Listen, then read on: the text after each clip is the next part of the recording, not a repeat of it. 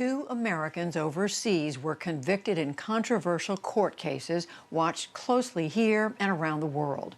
Nick Schifrin now looks at former Marine Paul Whelan in Russia, sentenced to 16 years in prison, and the renowned journalist Maria Ressa in the Philippines. So it is what it is.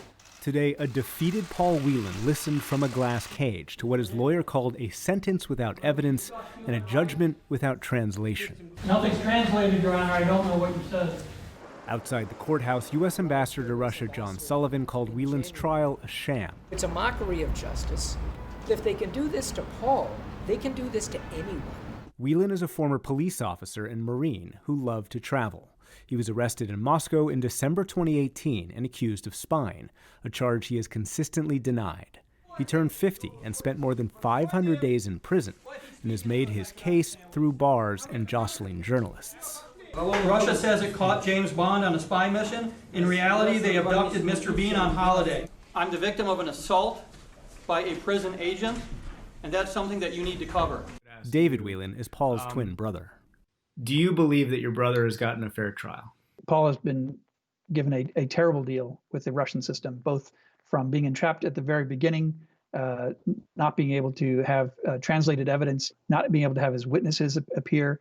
The whole thing was a railroad. Moscow says it's interested in a prisoner swap for Konstantin Yaroshenko, a former military pilot convicted by a U.S. court of conspiracy to smuggle cocaine, or the notorious arms dealer Victor Bout, convicted of conspiracy to kill U.S. citizens and officials.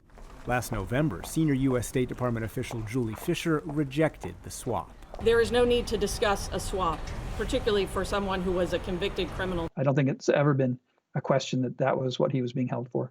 I would be very conflicted about Paul being a tourist, even though the Russians call him a spy, being exchanged for a Russian arms dealer, a Russian drug dealer. 5,000 miles away, Maria Ressa walked out of a trial today she also called a sham. The Filipina-American journalist is a former CNN correspondent and started the independent news outlet Rappler. We're at the precipice.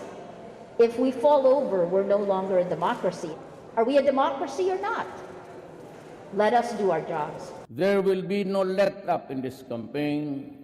Since 2016, Filipino President Rodrigo Duterte has carried out a war on drugs that the UN calls an extrajudicial, murderous crackdown that killed 12,000. He's also waged war on the press and dissent, shutting down the country's largest broadcaster just last month.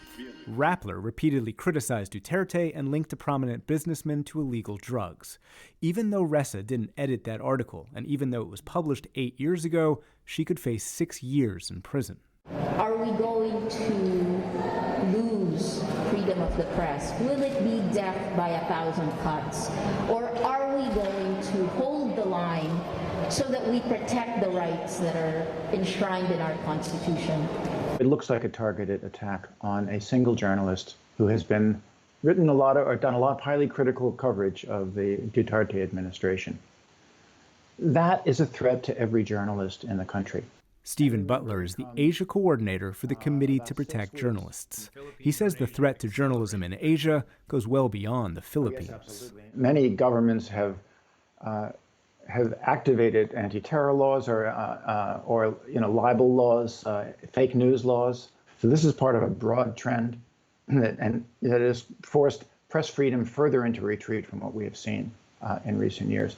Whether through jailing journalists or hostage diplomacy, two Americans have become the targets of governments pursuing their agendas by manipulating justice. For the PBS NewsHour, I'm Nick Schifrin.